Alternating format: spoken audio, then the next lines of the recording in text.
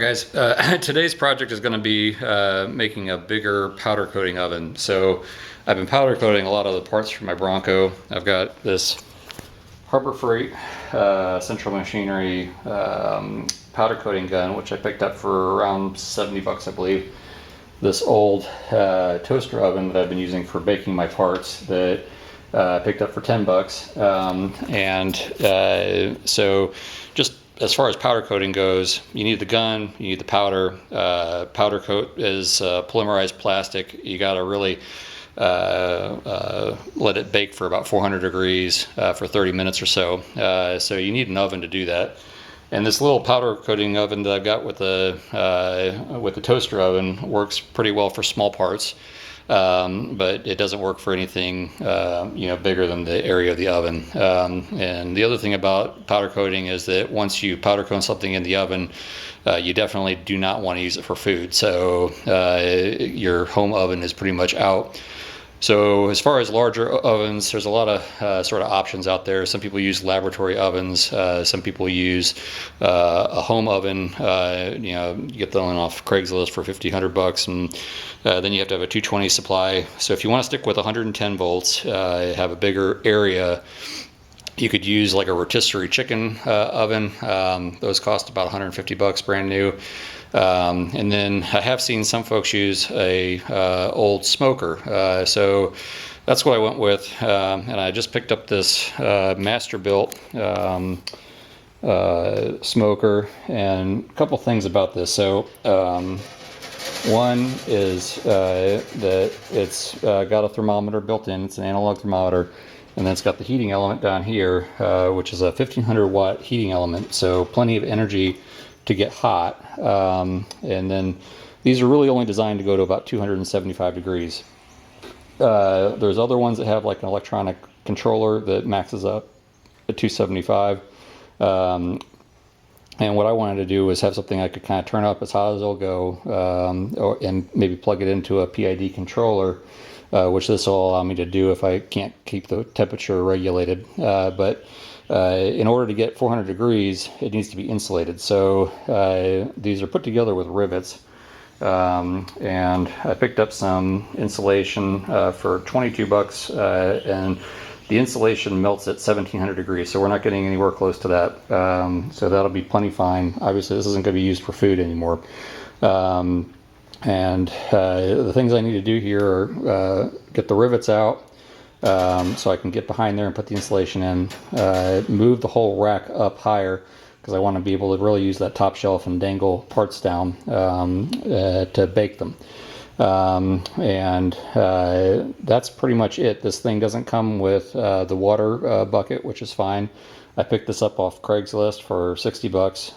So brand new. I think they cost around 250 now in 2024. So anyhow, we'll see how this goes. I'll just kind of walk you through what I'm doing here, but this should make for a nice little powder coating oven for under $100. It works off 110. Probably going to put some casters on the bottom here too that I can pick up for about 10 bucks. And then just the labor time. So anyhow, that's a quick overview, and we'll go from there.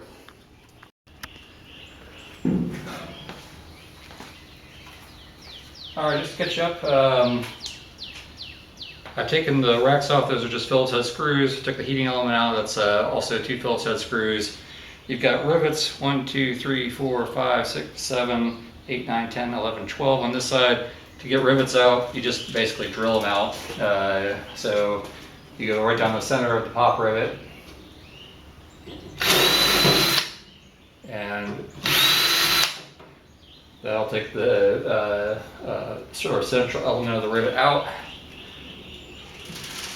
This is basically just a box, so I just need to be able to get into the internals of it to be able to, and then clean it up, and then be able to install the insulation. Obviously you'll need a rivet gun. Alright, for the top there's a total of 6 rivets holding it on, 2 on each side, then 2 in the back, nothing in the front. And then we've got a nice little space right there that we can put our insulation in.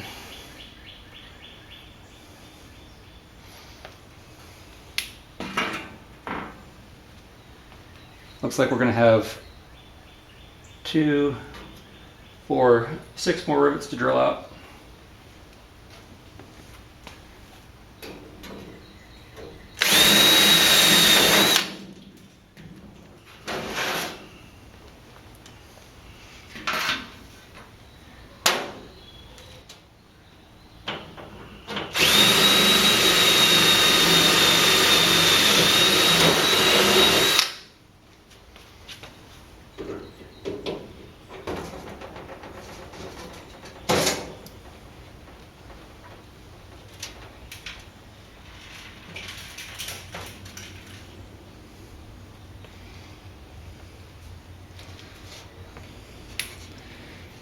Definitely got a little cleaning to do.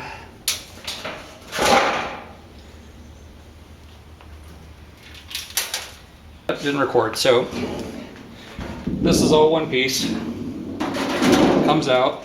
There's 2 on each side in the top, 3 in the back on the bottom, 2 on each side. There's a metal piece held in here, and then this whole thing just slides out.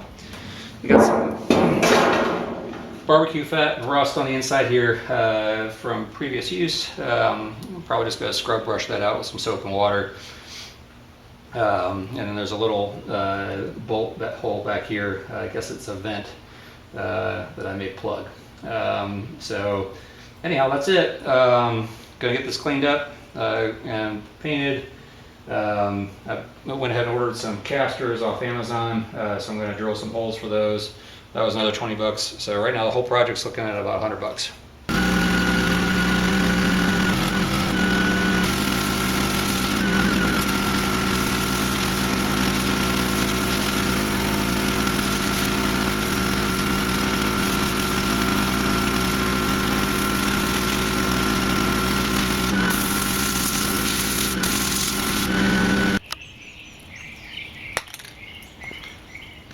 I've cleaned up the inside, and now I'm just getting ready to spray some high heat paint on there.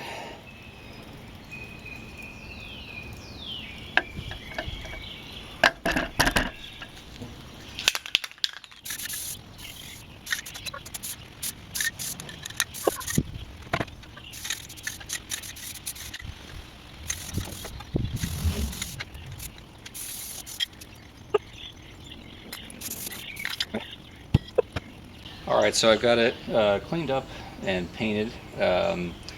That's high heat black paint. And just to show you what I've done so far.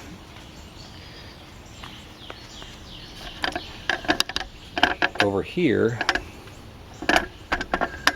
you can see there's an extra rail where the handles are, which also has screw holes.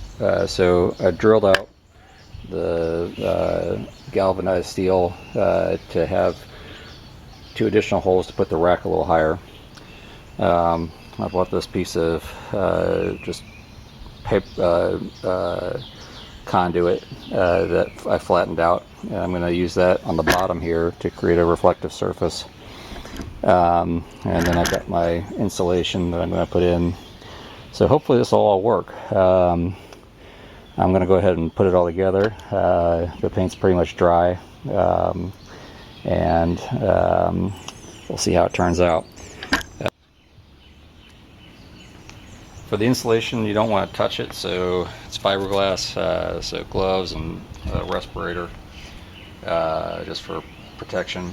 And as far as cleaning it up, power wash the grease off of there, and then just scrub the galvanized steel down with some steel wool and warm soapy water, which got it fairly clean, at least good enough for what I intend to do with it.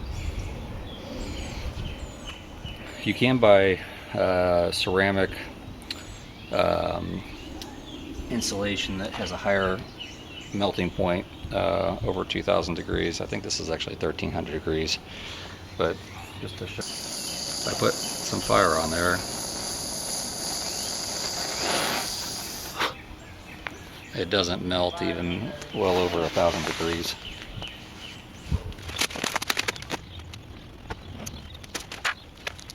getting the insulation to fit was probably the hardest part of the project. So just sort of measure things out by eyeballing it, and you want it thin enough so that it won't, you can still kind of get everything back together.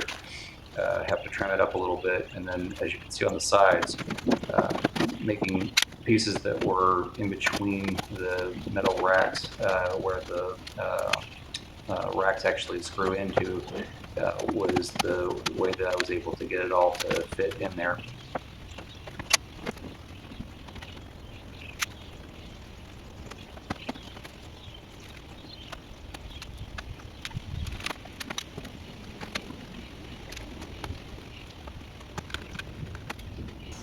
All right, I got some help, and what you can see here, I got the inner lining back in and have placed rivets. I'm probably going to need to add a few rivets along here. I used this piece of piping that actually worked really nicely and just riveted it in at the bottom. The insulation is in all three sides. Cutting that into pieces in between helped a lot. Was able to get the rack in up higher, so it'll be able to hang from here. If I need to, I can add some hooks or something from the top. But anyhow, so far it's coming along fairly well. Still got to insulate the door and the roof.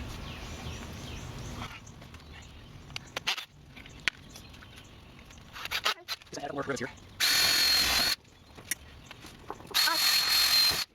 Hi. Make sure that subscribe. And thumbs up. What is your problem, Emmy?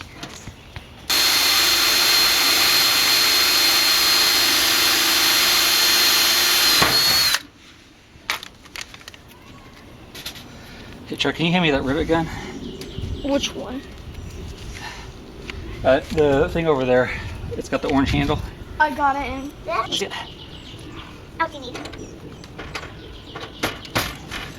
So we're riveted in now, all the way around. It's time to finish the top. All right, now I gotta get a little bit of this foam. Can you give me the scissors right there?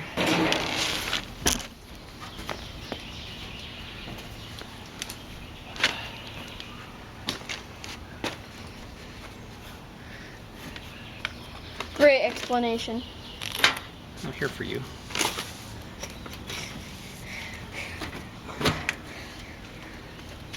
Okay. No, okay. Okay, please. Please hold your hands. Touch her. Please sign.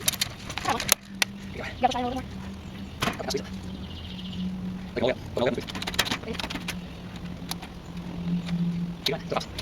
Yay! That's fun. Yeah.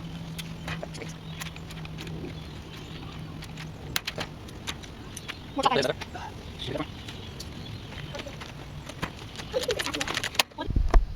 All right, I heated it up, and you can see here the pink insulation through that little screw hole is holding up fairly nicely. Another spot right there. I'm going to go ahead and cover these up with some of the leftover tin from that ducting with some rivets, and then this project should be done. This is after having the oven up to 400 degrees. Took about 10 minutes to get it to 400 and held right at 400 with the thermostat maxed out. So it should work nicely. Shouldn't have to add a PID or anything. And we'll show you the final product. Alright guys, I'm all done. Here is the final product. The insulation is all in, the rack is moved up, plenty of height, and that's nice and solid where it's bolted in there to the metal. This new piece of tin is down here and riveted in, covering up the drain hole. I've got some casters on here. So, you know, why do a project like this? Just to kind of recap, this is a pretty good space for doing some small powder coating items, and you know your options are really kind of use a toaster oven, or buy a laboratory oven, a dedicated powder coating oven. They're all going to be, if you want to stay at 110 volts, which I did because I don't have 220 in my garage, and I want something that was relatively small that I could roll around. This really kind of fit the bill. Definitely need to get the analog version of this with the 1500 watt energy source. I don't think you'd want to try to do this with the ones with the electronic PID built in, and they all look like they had smaller wattages of the ones I looked at when I was shopping around. Obviously the easiest thing to do would be to get a used kitchen oven, but you know, those are big, you can't move it, and it needs 220. So for the things I'm going to be doing and what I can do in my I'll show you over here,